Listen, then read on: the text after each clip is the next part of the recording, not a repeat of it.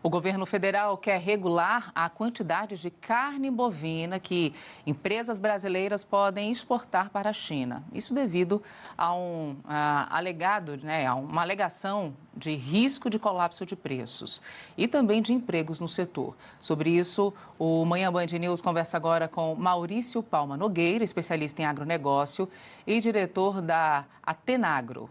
Tudo bem? Bem-vindo. Bom dia, seja muito bem-vindo aqui ao Manhã Band News. Bom dia, Thalita. Bom dia, João. É um prazer estar aí com vocês. Então, vamos começar entendendo essa medida, que é estudada pelo governo e quais impactos também que essa medida traria ao Brasil. Thalita, quando foi divulgado que teria salvaguarda, né? Então você coloca um limite de exportação de carne para a China e depois você teria aí um aumento das taxações. Todo o setor frigorífico, o governo, todos os envolvidos tentaram se mobilizar para organizar e equacionar isso de forma a distribuir todo esse comércio, né, organizar esse comércio de venda com os compradores lá da China. Então, se você pegar a medida que está sendo discutida, ela é muito justa do ponto de vista de você distribuir o que vai ser vendido, de não criar nenhum problema, de trazer prejuízos para a cadeia produtiva, né, perder aí o estímulo que a pecuária e a indústria têm tido nos últimos anos, mas são medidas difíceis de serem implementadas, porque na lógica do mercado, o que você vai ter? Os chineses correndo para tentar comprar o máximo possível e importar essa carne dentro da cota, pagando menos, e da mesma forma, a indústria aqui do Brasil também vai tentar ocupar esse espaço, correndo o máximo possível. Então, nós já estamos vendo, inclusive, um deslocamento, né? Nós tivemos aí o maior janeiro de todos, em termos de exportação de carne bovina para a China.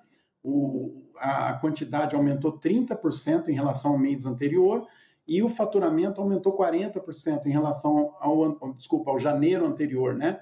30% em volume, em quantidade, e 40% em faturamento. Então, a tendência é que o mercado todo se equilibre para ocupar esse espaço quanto antes que a gente saia da cota estabelecida, que é mais ou menos 2/3 do que nós exportamos o ano passado, né? Se a gente repetir a exportação do ano passado, 2/3 seria dentro da cota e 1/3 fora da cota de salvaguarda lá da China.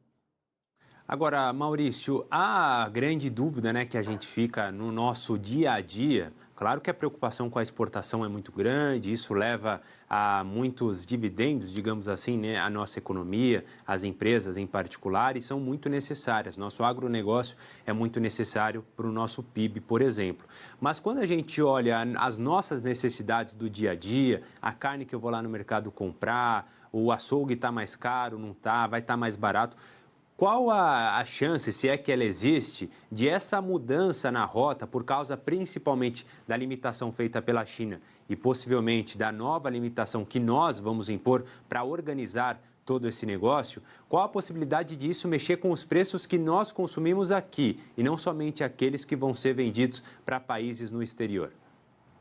João, toda vez que a gente exporta, lembra que o bovino é um animal muito grande e tem muitos cortes. Então, quando a gente exporta, por exemplo, para a China, grande parte do que eles compram vem do dianteiro, de cortes que você acaba abatendo animal para atender esse mercado e sobra, né, não é sobra a palavra, né, mas você abastece o mercado com os cortes do traseiro do bovino, que é o que o brasileiro mais gosta. Então, toda vez que a gente tem que ajustar aonde que nós vamos atender determinados mercados, você cria essa necessidade de reorganizar. Isso pode afetar os preços internos. Existe uma crença, João, equivocada, de que se a gente dificultar as exportações, essa carne fica no mercado interno e abaixa os preços, mas isso não é verdade. Se você hoje pegar a operação dos frigoríficos, a exportação está garantindo um preço, inclusive, mais baixo no mercado interno. O que aconteceria se a gente diminuir as exportações?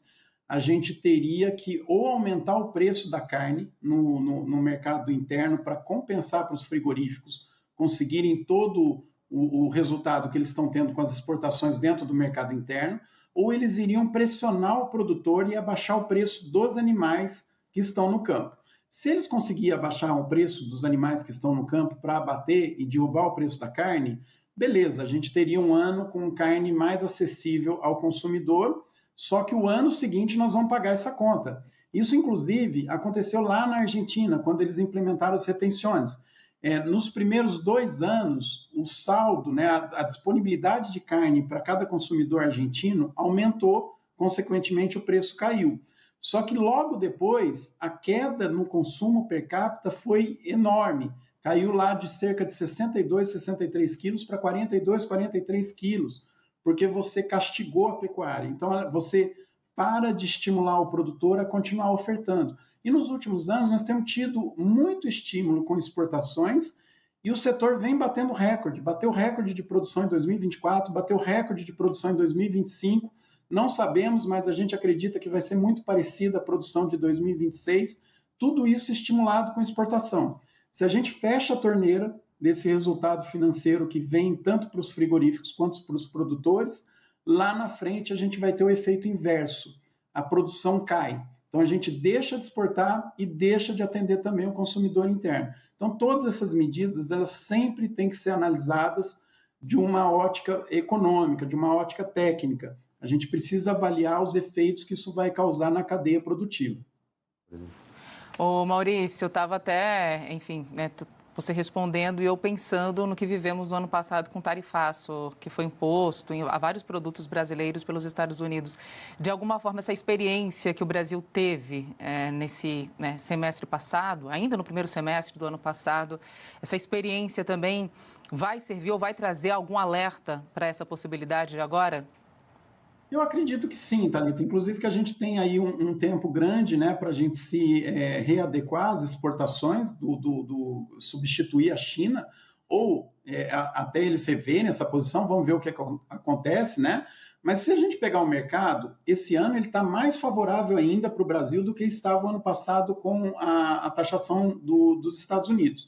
O que deve acontecer? Outros países que têm cotas a preencher para a China, porque o Brasil já está acima da cota, eles tendem a aumentar as exportações para lá e o Brasil tende a atender o mercado desses países. É o que aconteceu com o México, com a Argentina, na operação com os Estados Unidos. Não é que a carne daqui, viu, Thalita, vai bater lá nesse país e vai ser reembalada para a China.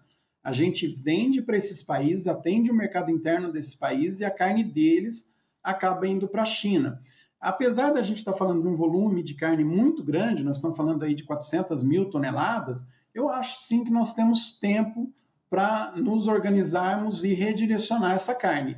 Evidentemente, a gente vai perder em faturamento, porque provavelmente isso vai mexer aí com preços, custos, vai ser um ano mais difícil para a indústria exportadora, mas eu acredito que a gente tenha como redirecionar como a gente fez o ano passado com os Estados Unidos. E só uma informação interessante, esse ano a produção mundial deve cair de carne bovina, se a produção brasileira cair. Se a produção brasileira se mantiver, a gente vai praticamente produzir a mesma coisa que produziu o ano passado no mundo todo. E o comércio internacional deve aumentar cerca de 400 mil toneladas. Então, o mercado internacional está demandando carne bovina. E o Brasil hoje é o país mais preparado para atender esse consumo. E a preocupação com o consumidor interno, eu vou até parafrasear o Ricardo Santini, da BPA, que ele fez uma análise muito parecida há uns meses atrás. As exportações, tanto de frango como de suíno e de carne bovina, subsidiam as prateleiras brasileiras. É o estímulo com as exportações que faz com que o nosso setor de proteína animal tenha a capacidade de atender o consumidor interno. Isso é muito bom para o consumidor e para a cadeia produtiva. Maurício, Perfeito. Opa, perdão, Thalita. Não, agradeço aí, João, fica à vontade. Não, a gente combinou aqui e eu acabei atropelando a Thalita. Mas eu queria te agradecer, viu, Maurício, pela ajuda. Te desejo uma ótima quinta-feira. Um grande abraço. Um grande abraço, obrigado pelo convite. Valeu. A gente que agradece.